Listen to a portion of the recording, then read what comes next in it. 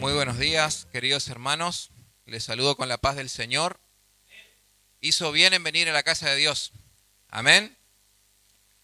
Realmente hoy con un día lluvioso, un clima adverso, pero nuestra fe es más grande, hermano.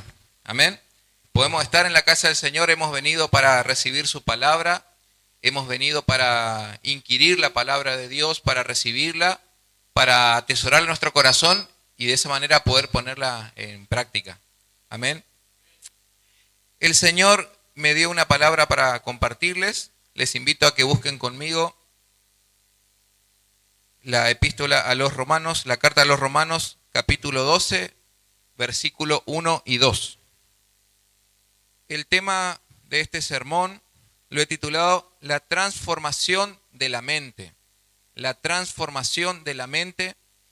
Y es un tema muy importante para la vida espiritual, para la vida cristiana, porque dependiendo de ello vamos a poder entender la voluntad del Señor para nuestras vidas, hermanos. Dependiendo de la forma en la que esté programado, por decirlo así, nuestra mente, nuestro corazón es más sensible, nuestro espíritu es más sensible a entender la voluntad de Dios. Hay mucha gente muchos cristianos específicamente, que a lo largo del tiempo, su vida cristiana, dicen: estoy orando por esta situación, pero no pasa nada. Vengo 1 año, 2 años orando por un hijo, vengo orando por quizá una situación legal, por un juicio, y no pasa nada. Estoy orando por esta enfermedad, estoy orando por un hijo que está quizá rebelde, un hijo en drogas, y es como que hay cielos cerrados y no entiendo la voluntad de Dios. Entonces, justamente para poder entender la voluntad de Dios, vamos a ver cómo la palabra nos explica y nos detalla que necesitamos renovar y el cristiano tiene que pensar de otra manera. De otra manera. Romanos capítulo 12, versículos 1 y 2, leemos en el nombre del Padre, del Hijo y del Espíritu Santo. Así que, hermanos, os ruego por las misericordias de Dios que presentéis vuestros cuerpos en sacrificio vivo, santo, agradable a Dios, que es vuestro culto racional. No os conforméis a este siglo, sino transformaos por medio de la renovación de vuestro entendimiento, para que comprobéis cuál es la buena voluntad de Dios, agradable y perfecta. Amén. La carta a los romanos fue escrita por el apóstol Pablo y se caracteriza porque contiene las principales doctrinas y los fundamentos de la fe cristiana, hermanos. Vemos que en el capítulo 1 al 11 se presenta lo que podríamos llamar el plan de salvación. El plan de salvación, justamente la forma de la salvación, de qué manera, cómo recibirla. Es un libro sumamente importante para nuestra fe. Y llegado al capítulo 12, vamos a ver cómo el Señor, el Espíritu Santo específicamente, inspira al apóstol Pablo para poder escribir el capítulo 12. Ese así que del versículo 1 está en concordancia, es una fórmula que está en concordancia a los capítulos anteriores. Sabemos nosotros que Dios es un Dios de pactos. Hay una famosa canción viejita, antigua, que todos la conocemos, Dios de pactos, que nos revela el carácter legal y justo de Dios a la hora de relacionarse con el ser humano. En otras palabras, una persona no puede entrar en relación con Dios si antes no entra en pacto con Dios. ¿Qué significa esto? Un pacto podemos definir como una relación bilateral, ¿no es cierto? Bilateral significa que hay dos partes en la cual la parte mayor impone las condiciones sobre la parte menor. Dios se revela como un Dios de pactos a lo largo de toda la palabra de Génesis y Apocalipsis, en el cual encontramos 9 pactos, hermanos.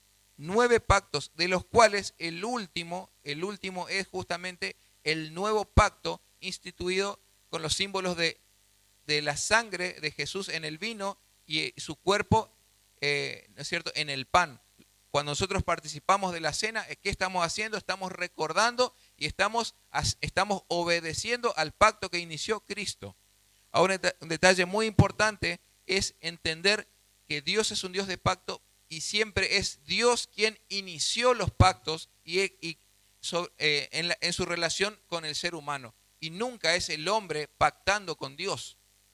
Es importante entender esto porque vemos muchas teologías equivocadas y falsas doctrinas heréticas que se introducen o se quieren introducir en las iglesias actualmente, en el cual dice, hermano, venga usted, ponga 1,000 pesos y haga un pacto con Dios.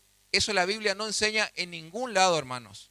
En ningún lado de la Escritura se enseña que el ser humano puede ir a pactar con Dios. Es más, es una característica del enemigo poder pactar con él. Las personas que quieren ser populares, que quieren fama, que quieren dinero, que quieren ser el reconocimiento del hombre, va y pacta con el enemigo de Dios y de esa manera obtiene eso. Justamente el enemigo se le apareció cuando Jesús estaba ayunando 40 días en el desierto. Vemos que se le aparece Satanás para tentarle y en una de esas 3 tentaciones le dice que le muestra todos los imperios de la tierra, los reinos y la gloria de ellos. Y Satanás le dice, utilizando sus palabras, le plantea lo siguiente: todo esto me fue dado, me fue concedido y yo puedo darle a quien yo quiera. Y te lo puedo dar a ti, Jesús, si te arrodillas y me adoras. Y Jesús le responde con la sabiduría y el conocimiento de la palabra de Dios, le dice, escrito está, solamente a tu Dios adorarás y a Él servirás. Entonces Satanás ya estaba demostrando, y él justamente lo tenemos como padre de la mentira, pero en ese momento no estaba mintiendo. Todo el mundo en la actualidad le pertenece a él. Él le fue dado en el momento en el cual, en la caída del hombre, cuando Adán y Eva eligen justamente el pecado, entonces Satanás toma ventaja de esa, toma partida de esa decisión y entonces él se adueña. Pero justamente para eso vino Cristo, para remediar el pecado del hombre y traer sanidad y reconciliarnos con el Padre Celestial.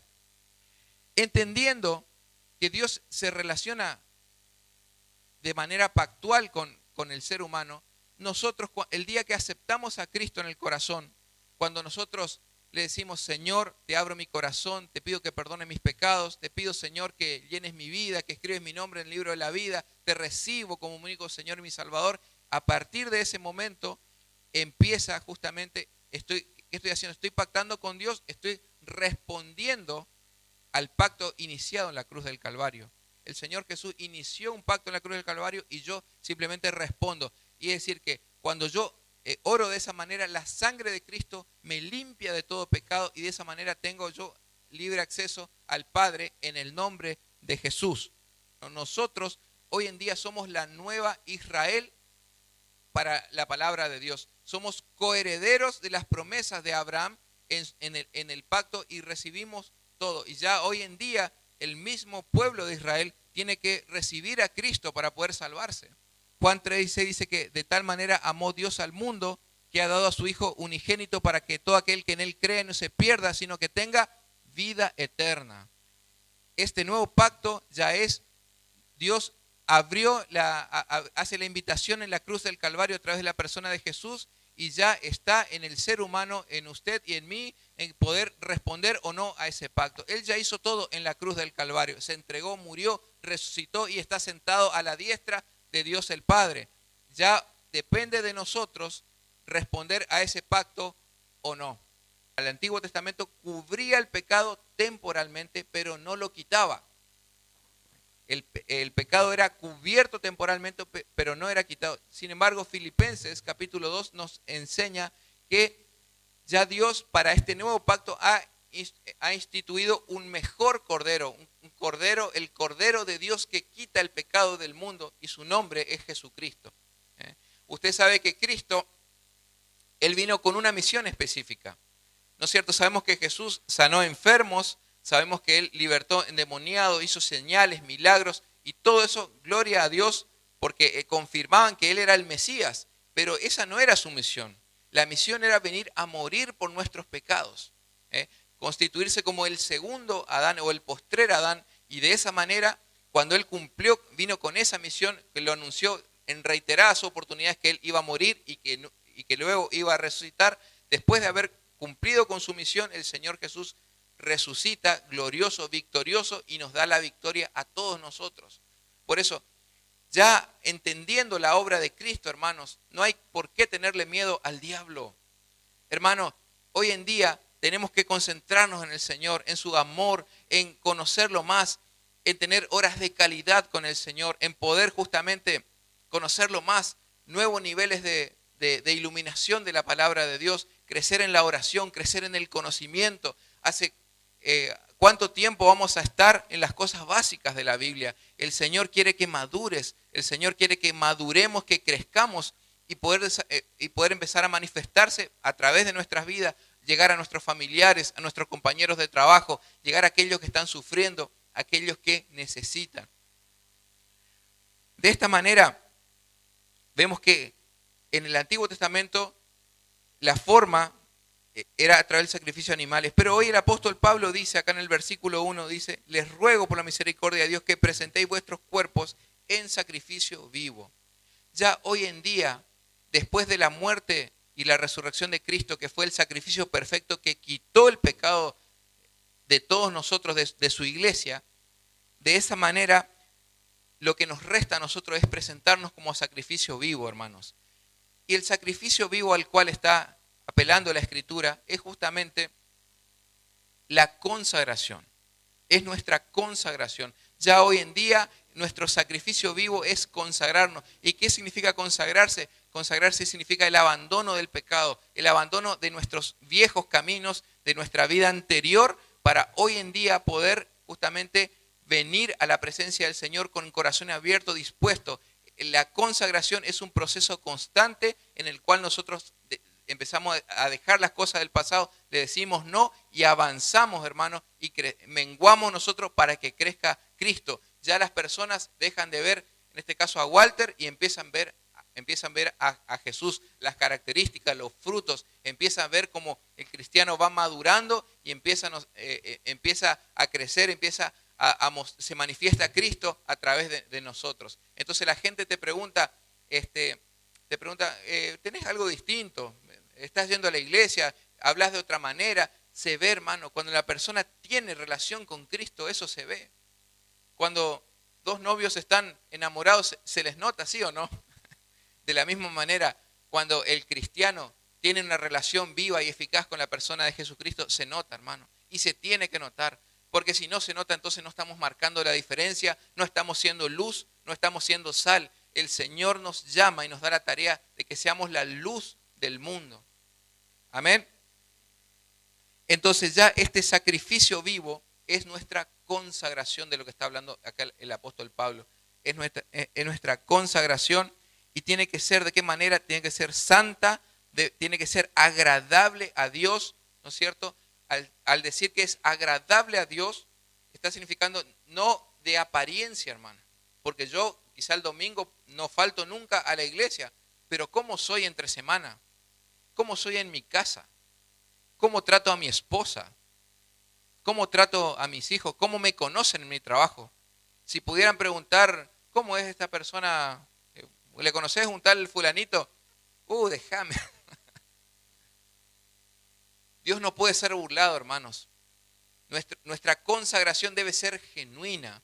Y la consagración tiene que ver en 4 aspectos. La consagración, en primer lugar, es el aspecto físico. Dice la palabra, yo les voy a citar, 1 Corintios 6, 19, dice, ¿o ignoráis que vuestro cuerpo es el templo del Espíritu Santo, el cual está en vosotros, el cual tenéis de Dios y que no sois vuestros? Nuestra consagración empieza por nuestro cuerpo. Ya antes nosotros quizás hacíamos lo que queríamos con nuestro cuerpo, no cuidaba mi salud, no cuidaba el colesterol, quizás lo mutilaba o me tatuaba. Ya hoy he entendido y tengo conciencia de que mi cuerpo es templo del Espíritu Santo. Y de esa manera yo debo rendir, mi consagración debe ser física. Mi cuerpo ya no es mío, como hemos leído, o ignoráis que vuestro cuerpo es templo del Espíritu Santo. Debemos entender que nuestro cuerpo, nuestra salud le pertenece y debemos cuidar el templo del Espíritu Santo. En segundo lugar, la consagración debe ser emocional. La consagración emocional consta justamente en que el cristiano debe ser una persona libre de sentimientos negativos. Un cristiano no puede tener consigo, guardar sentimientos de rencor, de falta de perdón, raíces de amargura. Un siervo del Señor me había ministrado y me había enseñado que me dijo: Walter, la falta de perdón equivale a que agarrar una botella de cianuro, tomarlo yo y esperar que muera el otro. Y qué sabias palabras me dijo. Nosotros, la falta de perdón es un veneno, hermanos, que se va transformando y va evolucionando en nuestra vida hasta formarse y tornarse en raíces de amargura. Entonces quizá usted conoce alguna persona adulta o quizá anciana y es amargada, y son las raíces de amargura que hay en su corazón, que empezó quizá por una falta de perdón. La falta de perdón evolucionó en el rencor evolucionó justamente en el odio, y el odio se transformó en raíces de amargura, hermano. El cristiano debe ser libre de todo sentimiento negativo, de todo sentimiento de odio, de falta de perdón. Eso no puede existir. El cristiano, la consagración emocional es justamente que todos mis sentimientos deben estar en las manos del Señor, y el Señor Jesús es quien tiene que tener el control de mis sentimientos y de mis emociones. Seguidamente, la consagración también debe ser espiritual. Espiritual. La consagración espiritual consiste en que yo tengo que empezar a tener la disciplina, hermanos, de aprender a orar todos los días. Todos los días yo tengo que orar, tengo que buscar de Dios, tengo que tratar de hacerme un tiempo, y quizá no pude a la mañana temprano como es lo ideal, lo hago a la siesta, tener un momento con el Señor. El cristiano necesita alimentarse de la palabra de Dios. Yo debo acostumbrarme y debo formar la disciplina, ¿no es cierto?, de poder alimentarme de la palabra de Dios. Imagínense que que mi vida espiritual dependiera del culto de los domingos. ¿Funcionaría acaso que yo pudiera comer un buen asado el fin de semana y esperar hasta el próximo fin de semana? No. Físicamente no va a resistir mi cuerpo. Yo necesito alimentar mi cuerpo todos los días. De la misma forma que alimento mi cuerpo, también debo alimentar mi espíritu todos los días, hermano. Tengo que leer la palabra, tengo que hacerme un tiempo para meditar en ella. No es solamente leer por leer, debo tratar de buscar la voz de Dios. Decir: Señor, ¿qué me estás queriendo decir? Debo aprender a desarrollar una lectura sistemática de la palabra de Dios. ¿Qué significa sistemáticamente? Quiere decir que tomar un capítulo, ya no leer la Biblia como un horóscopo. Bueno, a ver, ¿qué palabra me toca hoy? Acá me salió esto. No, hermano, yo tengo que empezar a madurar. La Biblia no es un horóscopo. Debo empezar a tomar un libro y empezar a leer, entender, ¿no es cierto?, capítulo por capítulo, ver que la Biblia se relaciona, ver justamente cuando yo no entiendo, preguntar a un hermano, buscar en la palabra de Dios. Debo meditar y debo leerla con oración, porque la palabra de Dios no es una revista, hermano. La palabra de Dios es justamente lo que Dios deja para nosotros, es el manual de vida para nosotros, es la brújula del cristiano. Y si yo no leo en oración, cuando antes de leer la Biblia, tengo que orar. Como hacemos acá en la iglesia, hacemos una oración, y seguidamente cuando llego a un punto y no estoy entendiendo, puedo recurrir a otras versiones quizá de la Biblia un poco más entendibles. Y de esa manera pedirle al Señor, interrumpir mi lectura, y ahí nomás orar, decirle: Señor, ayúdame a entender, a poder comprender qué me estás queriendo decir. Siento que hay palabra acá, pero no entiendo. Señor, háblame con manzanas, Señor, si es necesario, pero quiero entender tu voluntad para mi vida. Amén. Hablamos entonces de la consagración física, que la consagración debe ser física, debe ser emocional, debe ser espiritual, y en cuarto lugar, debe ser racional.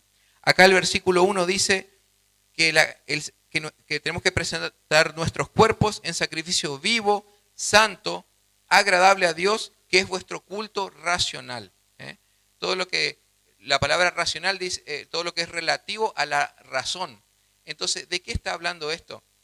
justamente mi consagración, hermanos, es la retribución a todo el sacrificio y el amor que Dios ha demostrado en la cruz del Calvario. A través de la razón es la forma en la que yo respondo al sacrificio, es decir, en mis posibilidades, hermano, en mis posibilidades. Él me amó, como yo comprendo que Él me amó tanto, entonces yo estoy respondiendo a ese amor, porque el verdadero amor no consiste en que nosotros le hayamos amado a Él, sino que Él nos amó primero y se entregó por nosotros. En eso consiste el verdadero amor. Nosotros hoy estamos sentados aquí porque un día el Señor nos habló, llegó a nuestra vida, nos reconcilió con el Padre y todos tenemos acá un testimonio para dar. Yo estoy seguro que hablando con cada uno de ustedes hay preciosas joyas de testimonio que usted podría contar de las cosas que Dios ha hecho en su vida. Y de esa manera todos venimos a ser testigos de que Dios existe. La fe, la razón y la experiencia personal da testimonio de que Dios existe, de que Dios está vivo, de que Dios se manifiesta hoy en día y habla al ser humano. Amén. Entonces, nuestro culto racional es la respuesta racional que podemos dar nosotros a tanto amor ofrecido en la cruz del Calvario. Amén. El versículo 2 dice: no os conforméis a este siglo, sino transformaos por medio de la renovación de vuestro entendimiento. La palabra conforméis en el original griego es la palabra esquematizo. Por ahí a los que toman nota, a los que estudian la Biblia, en el diccionario Strong es la palabra 4964. Esquematizo y significa amoldarse a lo que está de moda. Amoldarse a aquello a la moda superficial de este mundo. Justamente la recomendación del apóstol Pablo es: no te conformes a este siglo, sabiendo que el Dios de este siglo, como lo hemos explicado, es ¿quién? Justamente Satanás. Satanás es el Dios, el que gobierna este mundo, no es Dios. Entonces de este mundo lamentablemente no podemos esperar nada bueno, hermanos. Solamente nuestra fe y nuestra confianza viene de Dios. La Biblia revela que el Dios de este mundo, el Dios de este siglo es Satanás. Y el mundo no son las personas. A lo que la Biblia llama mundo es justamente el sistema corrupto, hermanos. El sistema en el cual cuando estás queriendo caminar en bendición, cuando te propones, voy a empezar a ir a la iglesia, a no faltar a la iglesia, a no faltar a la célula, a no faltar a las reuniones, empiezan tus familiares a decirte: pero ¿para qué te vas a ir a la iglesia? Son todos hipócritas los cristianos. Mirá, si ahí, ¿quién va a tu iglesia? Se congrega la hermanita tanto que mirá lo que anda haciendo y te vas a ir a... Son hipócritas. Así habla el mundo, te quiere, y de esa manera nos vamos relajando. Cuando en tu trabajo porque todo el mundo llega tarde, yo también voy a llegar tarde. Y de esa manera el mundo nos va amoldando, hermanos. Cuando todo el mundo, si todo el mundo está sacando esta ventaja, este beneficio, si todo el mundo va y se apropia de una tierra, y yo también voy a ir y voy a marcar mi territorio y voy a tomar una tierra que no es mía. Si todo el mundo procede de esta manera, ¿por qué yo no? Y sutilmente nos vamos dejando que el mundo nos dé forma, hermanos. Eso pasa cuando la iglesia se relaja, cuando la iglesia no tiene una vida de oración, una vida de comunión. El mundo nos va amoldando. Eso quiere decir la palabra esquematizo. Y justamente le voy a citar Jeremías 15, 19, dice: por tanto, así dijo Jehová: si te convirtieres, yo te restauraré, y delante de mí estarás, y si entresacares lo precioso de lo vil, serás como mi boca. Conviértete a ellos a ti, y no tú a ellos. Conviértete ellos a ti, y tú no te conviertas a ellos. Hermanos, nosotros hemos sido levantados, hemos sido tocados, hemos sido llamados a la presencia del Señor para poder ser testigos de Él. Pero si no hay diferencia entre el cristiano y el no cristiano, entonces el Señor Jesús dijo: una luz nos enciende y se pone abajo de la mesa. Si la sal no sirve para dar sabor, ¿para qué sirve entonces? No sirve para nada. Hermano, estamos llamados a ser luz, estamos llamados a ser iglesia, estamos llamados a marcar la diferencia, a que las personas vean a Cristo a través de nuestra vida. Tenemos que reflejar a Cristo, tenemos que reflejar el amor de Jesús a esa persona que ¿hace cuánto esa persona te está hablando, ese vecino tuyo, ese compañero de trabajo que te cuenta sus problemas, te cuenta sus aflicciones y no le invitas a la iglesia? Es más, todavía ni le dijiste que sos cristiano. No podemos seguir con esta actitud mediocre, hermano. Necesitamos nosotros llenarnos del Espíritu Santo y hacer brillar la luz de Cristo para que el mundo sepa que Jesús está vivo, que Él vive y que Él se manifiesta. El Señor nos va a bajar, somos nosotros, el cuerpo de Cristo. Es un solo ser, ¿no es cierto? Jesús es la cabeza y está en el cielo, y nosotros, la iglesia, somos el cuerpo y estamos en la tierra. Nosotros somos los pies, somos las manos, somos los dedos del Señor. El Señor nos va a mandar un ángel a que ayude a aquel necesitado de la esquina. El Señor nos va a presentarse Él. El Señor nos va a usar a nosotros, a ti y a mí, para que podamos nosotros llegar a esa persona y ayudarlo, invitarlo a hacer una obra de misericordia. Tenemos que brillar, hermanos. Nuestra luz tiene que brillar. No tenemos que amoldarnos al mundo, sino que nosotros tenemos que lograr que ellos se conviertan a nosotros, como hemos leído acá en Jeremías. Después, 2 Corintios 1:14 dice: como hijos obedientes, no os conforméis a los deseos que antes teníais estando en vuestra ignorancia. Vamos a empezar un poquito a profundizar lo que es la transformación de la mente. Cuando nosotros no entendemos que ahora estamos en el camino de Dios, es equivalente, por ejemplo, a aquel marido que no entiende que ahora está casado, que ahora se debe a su mujer, que ya no tiene por qué mirar a otras mujeres, que ya no tiene por qué tener el número de una amiga en su celular, que ya no tiene esa libertad, porque la libertad no es para que pequemos, la libertad es para ejercer lo que nos es permitido, hermanos. Entonces, cuando una persona, es comparable la transformación de la mente cuando no hemos entendido el proceso de Dios, es equiparable a aquel marido que no ha entendido que ahora es casado, a aquella mujer que no ha entendido que solamente debe arreglarse para su esposo. ¿No es cierto? Que ya el día que se casó terminó, no existe más otro amigo, otro conocido, ¿no es cierto? Que a partir de ahora la administración de su hogar es para su familia, ¿no es cierto? Por ahí cuántas veces vemos mujeres que no entienden que ahora están casadas, que ya no puedo comprarme la mejor cartera, el mejor celular, que ya no puedo comprarme quizá el mejor zapato, que hay prioridades, que primero está ya están los útiles del hijo, la mochila del hijo, ya está, ¿no es cierto?, la administración de la economía del hogar, el llegar a fin de mes. Cuando estaba soltero podía disponer de su dinero de una manera, pero estando casado se debe a su familia. Quizá así también nos pasa cuando no entendemos y seguimos con la mente mundana, quizá, hermanos, cuando estamos en Cristo. No entendemos que ya estamos en el camino del Señor y ya debemos guiarnos por su palabra y abandonar los rudimentos del mundo. Dice justamente Colosenses capítulo 3, versículos 5 al 7, les leo: haced morir pues lo terrenal en vosotros, fornicación, impureza, pasiones desordenadas, malos deseos y avaricia, que es idolatría, cosas por las cuales la ira de Dios viene sobre los hijos de desobediencia, en las cuales vosotros también anduvisteis en otros tiempos cuando vivías en ella. Hermano, el cristiano tiene que transformar su mente. Y la transformación de la mente viene solamente a través de una relación genuina con el Espíritu Santo.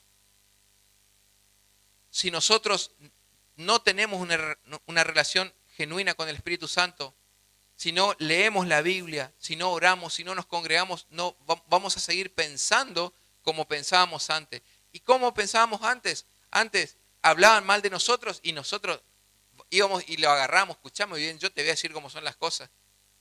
Antes nos calumniaban y nosotros reaccionábamos peor. Antes nos criticaban, nos cuestionaban, antes nos insultaban y nosotros les insultábamos peor. El cristiano ya no puede seguir pensando y actuando de la misma manera, hermanos. Necesitamos nosotros transformar nuestra mente, transformar nuestro corazón. Y el beneficio justamente es, en el mismo versículo 2, sino transformados por medio de la renovación de vuestro entendimiento, para que comprobéis cuál es la buena voluntad de Dios, agradable y perfecta. Hermanos, se habla mucho en las iglesias del discernimiento espiritual. ¿Qué es el discernimiento espiritual? No es algo místico, hermanos. El discernimiento espiritual es distinguir la verdad del error. Pero yo no voy a tener la capacidad de tener discernimiento espiritual si yo no conozco la palabra. Oseas 4:6 dice, mi pueblo pereció por la falta de conocimiento. ¿Conozco yo la palabra? ¿Estoy preparado para dar respuesta? ¿O sigo con los mismos versículos de Juan 3:16, de Juan 1:1? ¿Sigo con lo básico? ¿Estoy preparado yo para si un compañero de mi trabajo me pregunta, ¿y qué dice la Biblia del aborto? ¿Tenés los pasajes en la Biblia que hablan acerca del aborto? ¿Estás preparado para dar respuesta? Hay gente que dice, yo creo que hay vida, ¿será que existe la vida la vida después de la muerte? ¿Tenés los pasajes bíblicos para demostrar a una persona que no cree en Jesucristo lo que dice la Biblia al respecto? ¿Qué dice la Biblia? ¿Estamos preparados para dar respuesta o simplemente estamos estancados hace 10 años, 15 años en los mismos versículos de siempre? Debemos crecer, hermanos. El crecimiento es saludable, el crecimiento espiritual es justamente para bendición de aquellos que nos rodean. Debemos crecer en el conocimiento, en la gracia, en el tiempo de comunión. Si antes oraba yo 5 minutos, si antes yo quizá oraba solamente antes de dormir, debo empezar a desarrollar una vida espiritual en que ya no es 15 minutos, 20 minutos, sino que yo quizás ya tengo mi tiempo con el Señor y empiezo a orar y no sé cuándo termino, hermanos. Yo sé que algunos me entienden de este tema. Cuando desarrollan una vida espiritual, cuando ya tengo mi tiempo de ayuno en el cual ya me aparté ese día y el momento de orar no sé cuándo termina. Puedo estar 1 hora y media, no sé cuánto tiempo oraré. No tengo apuro tampoco, sino que necesito de Dios. Debemos crecer, hermano. El crecimiento es saludable. Y el beneficio que conlleva este crecimiento, esta transformación de la mente, va a ser poder entender la voluntad de Dios.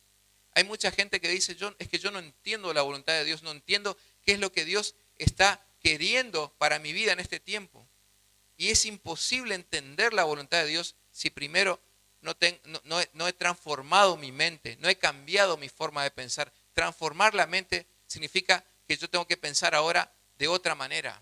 La palabra arrepentimiento en la Biblia, hermano, significa cambiar la forma de pensar. Muchas veces me ha tocado visitar, en mi ministerio de capellanía, visito a camaradas que están privados de la libertad. Y al visitarle y al dialogar con ellos, uno al indagar, al orar por ellos, al hablar sobre su situación estando allí, uno se da cuenta que están sufriendo, pero no ha cambiado su forma de pensar. Porque una vez que termine su condena o termine el proceso en el cual él tiene que estar ahí, y quizá va a salir y va a seguir haciendo lo mismo, hermano. Entonces, de nada sirve. A nosotros ninguna religión nos prohíbe nada, hermano. Jesús no es una religión. El cristianismo, el evangelio de Dios no es una religión. No es una religión, es una relación con una persona que está viva y su nombre es Jesucristo. Entonces no existe tal cosa como mi religión me prohíbe tal cosa. Como he escuchado de un hermano una vuelta, no, hermano, nosotros no podemos pensar así. Si yo hago algo para el Señor, yo lo hago porque lo amo al Señor. Hay gente que tiene problemas con el tema de dar, no, es que los evangélicos te roban la plata, el pastor se queda con los diezmos y tantos prejuicios de cosas así. no ha entendido que el dar es justamente un acto de fe, un acto de amor a Dios. Pero es imposible entender a una persona que no ha transformado su mente. Entonces el llamado de atención, hermanos, para la iglesia, para nosotros, es tiempo de transformar nuestra mente. Yo no puedo seguir pensando como pensaba antes estando en el camino del Señor. Porque de lo contrario tengo un pie en la iglesia y un pie en el mundo y soy tibio. ¿Y qué le pasa a los tibios, hermanos, según el libro de Apocalipsis? Te conviene ser frío o caliente, pero al tibio te vomitaré de mi boca, dice. Hermanos, acerquémonos al Señor con un corazón entregado, consagrado a Él, para que de esta manera podamos entender cuál es la buena voluntad de Dios, agradable y perfecta. La transformación de la mente, hermanos, tiene que ver cómo yo veo la vida, con qué ojos veo la vida. Hay hermanos que son sumamente críticos de todo, se quejan de todo, y yo sé que conocemos gente así, cristiana y no cristiana, pero lo grave es cuando un cristiano es así. Porque una persona que no conoce a Cristo, ¿no es cierto?, es entendible, pero que el cristiano sea crítico, se queja del clima, se queja del tránsito, se queja de su jefe, se queja del pastor, se queja de los hermanos, no le gusta nada. Hermano, debe transformar su mente. Una persona que no renueva su mente no puede conocer cuál es la voluntad de Dios. Y vas a estar quizá años orando y no vas a tener una respuesta. Porque para poder discernir la palabra de Dios, tenés que pensar de otra manera. El apóstol Pablo dijo, ustedes tienen la mente de Cristo. La mente de Cristo significa tener la misma forma de pensar, la misma forma de ver la vida, ver la vida y la circunstancia a través de la palabra. Cuando el cristiano está firme en su fe y va a tener tribulaciones y va a tener problemas y todo seguido, semanas parece que una tras otra vienen los problemas, no importa. Todo lo puedo en Cristo que me fortalece. Él me fortalece, por eso yo voy a poder. Pero de lo contrario queda solamente escrito en la Biblia. Yo tengo que hacer vivo, hermano. Tengo que hacer viva la palabra de Dios. Tengo que vivirla y ejercer el poder que el Señor da en su palabra. Las promesas de Dios no son para todas las personas. Las promesas de Dios son para sus hijos, hermanos. Son para sus hijos. Es para usted y para mí. Pero no es para que esté escrito aquí. Son para que las tomemos y para que las pongamos en práctica. ¿Y cómo la ponemos en práctica? La activamos por medio de la fe cuando nosotros la declaramos. Cuando declaramos lo que está escrito en la palabra de Dios. Cuando decimos, Señor, dice tu palabra, tú eres la resurrección y la vida. Y aquel que crea en ti, aunque esté muerto, vivirá, Señor. Yo creo, Padre Santo, que en ti hay vida. Yo creo que tú reprendes toda enfermedad. Yo creo, Señor, que tú te glorificas en medio de la adversidad. Pero hasta que yo no viva, hasta que yo no active la palabra de Dios en mi vida, simplemente va a quedar escrito en el libro, hermano. Y la palabra de Dios es viva y es eficaz. Estamos llamados nosotros a poder vivir la palabra de Dios para que nuestro cristianismo sea genuino, sea verdadero, sea más brillante que el oro, hermanos. Esa es la fe de Cristo, no la fe del mundo. La fe del mundo está basada en cuánto dinero tengo en mi cuenta bancaria, en que si llego a fin de mes, estoy seguro porque tengo un buen trabajo, tengo estabilidad, entonces estoy seguro. Esa es la confianza, la fe del mundo. La fe de Cristo va mucho más allá de las circunstancias. Es lo que me permite ver las cosas que no son como si fueran, hermano. La fe de Cristo es aquella que llama a las cosas que no son como si fueran, y es una fe que resucita a los muertos, hermanos. Nosotros estábamos muertos en nuestros delitos, en nuestros pecados, y hoy estamos vivos y tenemos vida por medio de la sangre de Cristo. Gloria a Dios.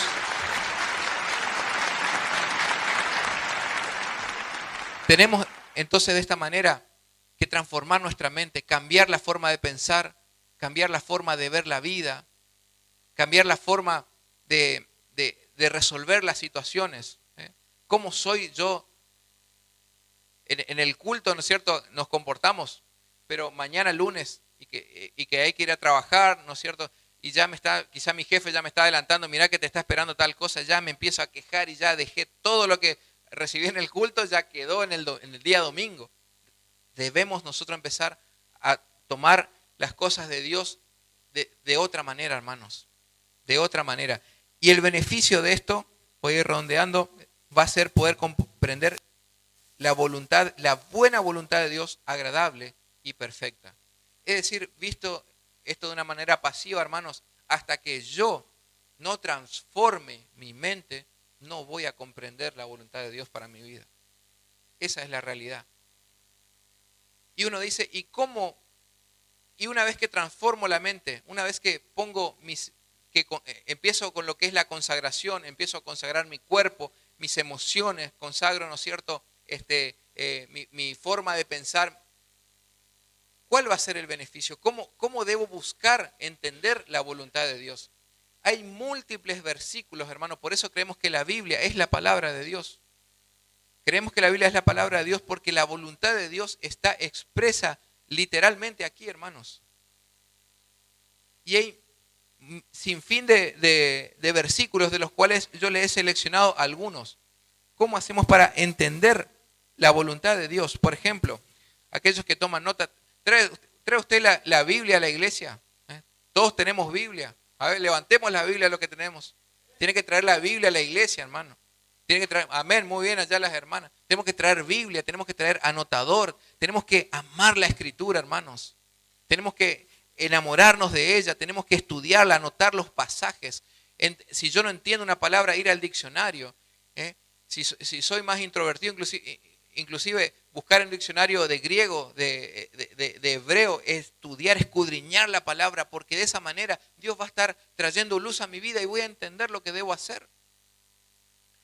La manera de entender la voluntad de Dios, Dios nos deja expresos versículos en su palabra. Por ejemplo, Mateo 12:50 dice, porque todo aquel que hace la voluntad de mi Padre que está en los cielos, ese es mi hermano y hermana y madre. En el contexto de este pasaje, estas son palabras de Cristo, de Cristo nuestro Señor. En el contexto de ese pasaje, Jesús estaba predicando en la sinagoga y vinieron a buscarle y le dijeron, Señor, ahí está tu madre y tus hermanos. Entonces el Señor le responde de esta manera, aquel que hace la voluntad de mi Padre que está en los cielos, ese es mi hermano y mi hermana. Hermanos, esto nos está dando la pauta que tenemos que, para poder agradar a Dios, hay que hacer su voluntad. Y hacer la voluntad de Dios es justamente hacer las cosas que Él nos manda, lo que estamos hablando hoy, transformar nuestra mente. Porque el que hace la voluntad de Dios, ese es de la familia de Cristo. Nosotros nos consideramos hermanos en la fe, y de hecho lo somos, porque así lo dice el Señor en su palabra. Él es nuestro Padre y somos todos hermanos en Cristo. Pero seremos realmente hermanos si hacemos la voluntad de Dios. Seremos de la familia de Cristo. Otro versículo, Mateo 18:14 dice, así no es la voluntad de vuestro Padre que está en los cielos que se pierda uno de estos pequeños. En segundo lugar, vemos que la voluntad de Dios no es que ninguno de los que estamos hoy acá nos perdamos del camino. ¿Cuántos de nosotros quizá han abandonado acá de nuestra iglesia local, hermanos, durante el tiempo de pandemia? Ha dejado de congregarse. ¿Cuánto quizá éramos muchos y ya se acostumbraron simplemente a ver el culto mediante la televisión, a través del celular, y ya reemplazó eso por el hecho de congregarse, ya no se congrega más? El Señor dijo, no es la voluntad del Padre que está en los cielos que se pierda ninguno de estos pequeños. Hermanos, debemos perseverar en las cosas de Dios. Debemos no ser tibios, debemos ser calientes como antorcha y debemos consagrarnos. No importa que llueva, yo no vengo por el pastor, yo vengo por el Señor. Mi compromiso es con el Señor me está esperando, yo vengo a rendirle culto. Pero muchos de nosotros todavía están pensando, no, bueno, ya este domingo no, el otro domingo sí. Hermano, el compromiso es con el Señor. El compromiso es con el Señor Jesucristo. Y Él nos está esperando para bendecirnos. Porque el Señor bendice la obediencia. y el mandamiento es congregarse. Juan 6:40 dice, y esta es la voluntad del que me ha enviado, que todo aquel que ve al Hijo y cree en Él tenga la vida eterna, y yo le resucitaré en el día postrero. Amén. La voluntad de Dios es que nosotros tengamos la vida eterna, hermanos. La voluntad de Dios es que nosotros, cada uno de nosotros, obtengamos la salvación, porque no en vano murió Cristo. Él murió con el propósito de que usted y yo seamos salvos, de que usted y yo conozcamos al Señor Jesucristo y nos reunamos con nuestros seres queridos, todos juntos, la familia, aquel glorioso día que va a ser en las bodas del Cordero. Juan 9:31 dice, y sabemos que Dios no oye a los pecadores, pero si alguno es temeroso de Dios y hace su voluntad, a éste oye. Otra forma, hermano, de conocer la voluntad de Dios es entender que Dios no oye a los pecadores. Escucha, pero hace como que no escucha. ¿Por qué? Porque lo que hemos explicado al principio, debo entrar en una relación de pacto con Él. Y hasta que yo no acepte a Cristo en mi corazón y su sangre me limpie de todo pecado, yo no puedo ser hijo de Dios. Necesito entregar mi vida y de esa manera voy a responder al pacto y las bendiciones dadas a Abraham van a venir sobre mi vida y voy a ser copartícipe y coheredero de todas las promesas para Israel, hermanos.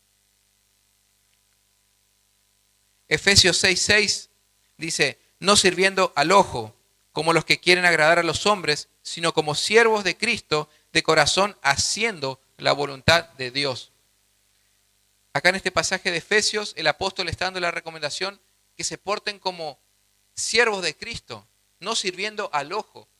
¿Qué significa eso? No cuando mi jefe me ve. Cuando mi jefe me ve, entonces ahí yo agarro la computadora, o cuando mi jefe me ve, entonces ahí agarro y barro. Se va mi jefe, ya tiro todo. Estoy sirviendo al ojo. Pero Dios me está viendo, hermanos. Y yo no trabajo para el hombre. Trabajo para Cristo que me dio el trabajo que tengo.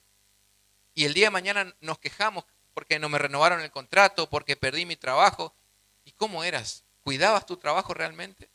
Entonces hay muchas quejas que no debemos hacerlas al Señor, debemos plantearnos nosotros mismos. Cuidé mi trabajo, cuidé lo que Dios me dio. ¿Con qué me bendijo Dios? ¿Lo cuidé realmente? ¿Fui responsable o fui negligente con lo que Dios puso en mis manos? Quizás Dios puso en mis manos una casa, un auto. Dios puso una bendición porque todo proviene de Él, hermanos. Un trabajo. ¿Cómo he sido? ¿He sido responsable o he sido negligente en la administración de las cosas que Dios me da? Debemos entender que no servimos al ojo, sino que como hijos de Dios, haciendo la voluntad de Dios, porque eso es lo que Dios quiere. Dios quiere que sirvamos a Él. Primera de Tesalonicenses 5:18 dice, dad gracias en todo, porque esta es la voluntad de Dios para con vosotros en Cristo Jesús. Hermanos, el Señor también quiere que seamos agradecidos. La voluntad de Dios es que el cristiano sea una persona agradecida en la vida. Cuando nosotros no somos agradecidos, por el contrario, somos mal agradecidos o somos desagradecidos. Y el desagradecido muchas veces es una persona quejosa. Cuando yo me quejo de las cosas en la vida, me estoy olvidando, eso implica olvidarme de las cosas que Dios me da. Tengo salud, no me he contagiado del virus que hoy está imperante en nuestra sociedad. Tengo mi familia, tengo un trabajo, tengo una iglesia local. ¿Cuántas cosas que no valoramos tengo para comer? No me falta para comer. ¿Cuántas bendiciones? Un hijo que se recibió, un hijo que está en el camino del Señor. Y cuando yo me empiezo a quejar, estamos incumpliendo la voluntad de Dios, hermano, porque Dios quiere que seamos agradecidos. Y cuando nos olvidamos de ser agradecidos, entonces cuando empiezo a quejarme por otra cosa, de esa manera, no cumplo la voluntad de Dios.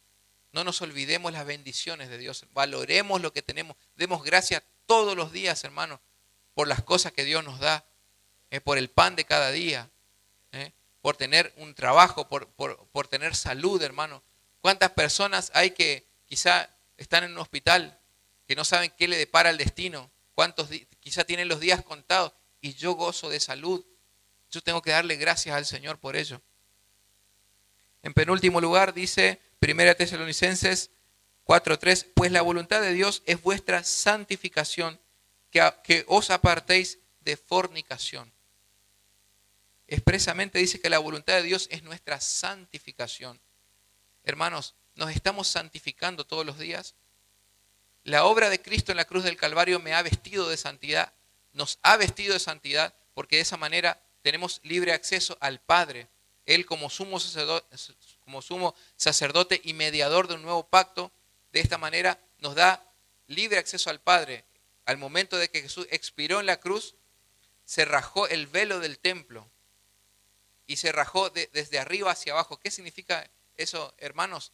Que ya la comunión es plena a través de la obra de Cristo. Ya solamente en el antiguo pacto la presencia de Dios, del Dios Altísimo, estaba solamente en el templo, en el lugar santísimo. Ya eso no es más así. Hoy en día se rompió ese velo y ya tenemos acceso al Padre. Esa es la obra de Jesús. Nos vistió de santidad.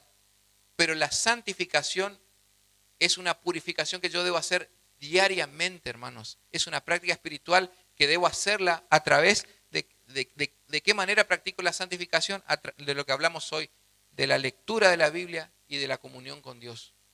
La oración y la lectura de la Biblia me da diariamente la santificación, donde yo debo examinar mi vida, no examinar la vida de mi hermano, debo examinar mi vida y decirle, Señor, perdóname porque pequé. Pecamos hasta con el pensamiento, con las expresiones, con las cosas que decimos. Cuando hablamos mal del hermano, pecamos, hermanos. Todos los días tenemos que venir a la presencia del Señor y practicar la santificación. Pues la voluntad de Dios es vuestra santificación, que os apartéis de fornicación. La palabra fornicación en su raíz etimológica viene de la palabra griega porneia o forneia, y de forneia viene la palabra pornografía. El cristiano tiene que apartarse de todo eso, hermanos. Tenemos que apartarnos de todo aquello que, ya sea el celular, ya sea la computadora, programas de televisión. Hay programas de televisión que, bueno, dice, es que el horario de protección al menor es a partir de las 22. Son pornográficos, hermanos. El cristiano no puede mirar esos programas. Teníamos ahí ese programa de Tinelli, y cada vez fue más perverso y perverso. Y el cristiano no puede participar de esas cosas, hermanos. Tenemos que nosotros alejarnos de todo aquello que nos da, que quiere llevarnos por el camino de la fornicación, que dice que nos apartemos de todo tipo de fornicación. Quizá el mismo celular está a la orden del día, eso, hermano. Grupos de WhatsApp que no me edifican. Es que son los compañeros de la secundaria que tienen su grupo de WhatsApp y bueno, y comparten esas cosas, y hay que entenderle que no son cristianos. No, hermano. Si hay pornografía en los grupos de WhatsApp, en el celular, tengo que apartarme de eso, hermano. Tengo que huir de todo lo que es la fornicación. Y debo buscar la santidad, la santificación, porque esa es la voluntad de Dios. Primera de Pedro 2:15 dice, porque esta es la voluntad de Dios, que haciendo bien hagáis callar la ignorancia de hombres insensatos. Hermanos, ¿cuántas veces hemos sido criticados hasta por los mismos familiares por el hecho de practicar el cristianismo? Cuando queremos venir a la iglesia, cuando le dijiste que no al asado familiar, no, es que tengo culto, no puedo, tengo que ir a la iglesia, y se te ríen, te critican. Cuando tus compañeros de trabajo critican porque ven que tenés una Biblia en tu bolso, en tu cartera, y sos criticado. Cuando sos criticado por la música, quizás escuchás música cristiana, una alabanza, una adoración, y sos criticado. Pues la voluntad de Dios es esta, que haciendo bien hagáis callar la ignorancia de hombres insensatos. No importa que te critiquen, hermano, seguí adelante. Si estás en integridad, si estás buscando la voluntad de Dios, si estás queriendo agradar a Dios, seguí adelante, hermano. No importa que te critiquen, no te detengas en tu camino, agrada a Dios y cumplí su propósito para tu vida, hermano. Por último, dice 1 Juan 2:17, Y le cité 8 versículos, hermano, pero la palabra está llena de versículos. 1 Juan 2:17 dice, y el mundo pasa y sus deseos, pero el que hace la voluntad de Dios permanece para siempre. Hermanos, este mundo, todo este sistema corrupto, este sistema donde a lo malo se le llama bueno y a lo bueno se le llama malo, va a terminar. Pero el cristiano no está llamado a cambiar el mundo, hermanos. No nos confundamos. El Señor no nos llama a cambiar el mundo, nos llama a predicar el Evangelio y que se salven las personas que tengan que salvarse. Nosotros no sabemos. Quizá le vas a hablar a un ser querido, un familiar, y esa persona te va a decir, no, déjame, yo no quiero saber nada. Pero el día que tenga una batalla en su vida, el día que pase por una tempestad en su vida, se va a acordar de que le hablaste y le dijiste. Y quizá te va a mandar un mensaje. Y ahí tenemos que estar esperándole nosotros para traerlo a la iglesia, para traerlo a la célula, para traerlo a la reunión. Necesitamos nosotros entender que esa es nuestra misión. Hermanos, el mundo pasa y sus deseos, pero el que hace la voluntad de Dios permanece para siempre. ¿Dónde están aquellos que te criticaban, hermano? Mira para atrás en tu vida, aquellos que hablaron mal, que te criticaron, que te calumniaron, que te hirieron. ¿Dónde están ahora, hermanos? Pero el que hace la voluntad de Dios permanece para siempre. Todo pasa, hermanos, pero si estás fundado sobre la roca que es Jesucristo, vas a permanecer para siempre. El cristiano, y como decía el apóstol Pablo, para mí el vivir es Cristo, pero el morir es ganancia. ¿Por qué? Porque si vivo, vivo para Cristo, pero si muero, ganancia, mejor todavía porque me voy con Él y sigo viviendo. El cristiano no muere, hermano. Nuestra vida le pertenece a Cristo y no hay cosa más linda que gastar nuestra vida por Jesús. Gastemos nuestra vida por Jesús, esforcémonos, hermano, por complacerlo a Él, por servirlo a Él, para que Él esté contento con nosotros. Nosotros quizá solamente nuestra relación con Cristo se basa en que le pedimos cosas y te pido, y te pido, y te pido. Hermano, crezcamos en la fe, busquemos agradar a Dios en toda nuestra forma de vivir. Usted, hermano, al venir hoy al culto aquí, a pesar de las inclemencias del tiempo, usted le está agradando a Dios. Porque el Señor nos demanda que nos congreguemos, hermano. Usted no ha cumplido con el pastor, conmigo. Usted vino a cumplir con el Señor que lo estaba esperando. Y esa es una forma de agradar al Señor. Tenemos que agradar al Señor. El mundo pasa y sus deseos, pero el que hace la voluntad de Dios permanece para siempre. Piénselo, hermano. Piénselo. Nosotros vamos a permanecer para siempre. ¿Dónde están los que te criticaban, los que hablaron mal de vos? Aquellos que te hicieron daño, ¿dónde están ahora? ¿Y dónde estás vos? El Señor te tiene en la palma de su mano. Dios es fiel, hermano. Por último, hermanos, la consecuencia de entender la voluntad de Dios nos va a llevar a una vida de santificación, de crecimiento, y vamos a entender que la voluntad de Dios, cuando la estamos haciendo correctamente, tiene 3 características. Según lo que hemos leído Romanos 12:2, es buena, es agradable y es perfecta. Cuando seas guiado por Dios a través de su palabra, hermano, vas a entender que estás haciendo la voluntad de Dios. En primer lugar, porque es algo bueno. De parte de Dios nunca va a venir algo malo sobre tu vida. Tenemos, por supuesto, circunstancias, adversidades que son permitidas por Dios. Pero hablando de las decisiones que tomes, cuando es la voluntad de Dios, es algo bueno para tu vida. En primer lugar, es algo bueno. En segundo lugar, va a ser agradable. ¿Qué significa? Que va a ser algo que te va a gustar. Si ha venido algo bueno sobre tu vida y algo que te agrada, es muy probable que estás haciendo la voluntad de Dios, hermano. Y en tercer lugar, dice que es perfecta. ¿Por qué? Porque es parte, al hablar de perfecto, significa que está justamente en un escalón nuevo. Está dentro de un plan, de un propósito, está concatenado a un plan. Significa que Dios te da esto después de haberte dado aquello, pero mañana también te va a dar esto, y también cuando hayas cumplido eso, el Señor te va a llevar a un nuevo nivel y así vas a ir creciendo. Así vas a ir teniendo nuevas experiencias y Dios te va a ir llevando de su mano por el camino de la vida, hermano. Vas a ir creciendo, vas a ir mejorando. El Señor quiere que te superes, el Señor quiere que crezcas, el Señor quiere que llevarte de la mano. Van a haber dificultades, van a haber luchas, pero en el nombre de Jesús lo vamos a vencer. Les pido, hermano, que nos pongamos de pie para orar.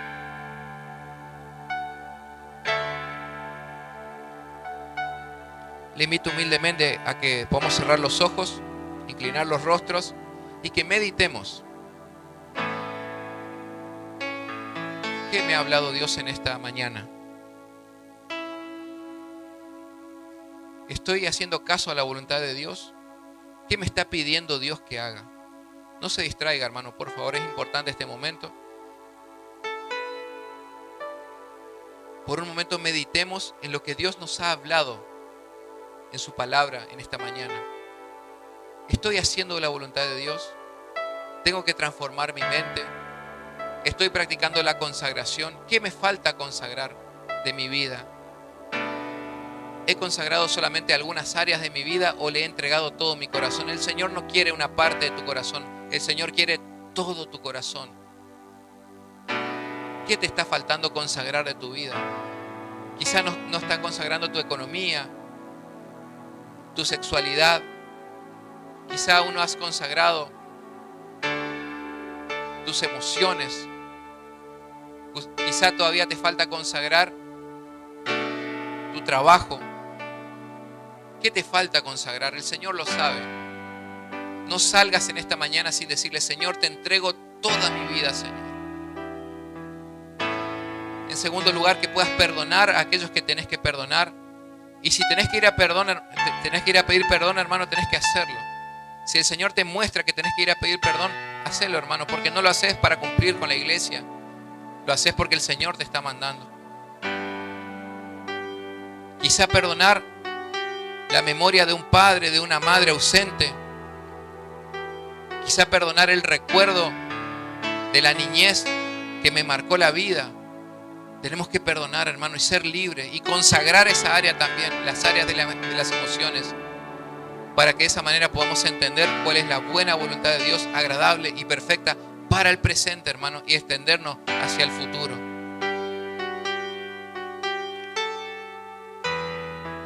Señor, en esta mañana hemos recibido tu palabra.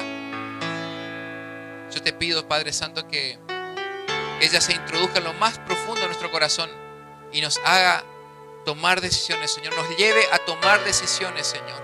Decisiones que cambien nuestra vida, que cambien nuestra realidad, Señor. Y vamos a obtener respuesta. Señor, si no transformamos la mente, Señor, no vamos a entender tu voluntad y vamos a ser ciegos, Señor.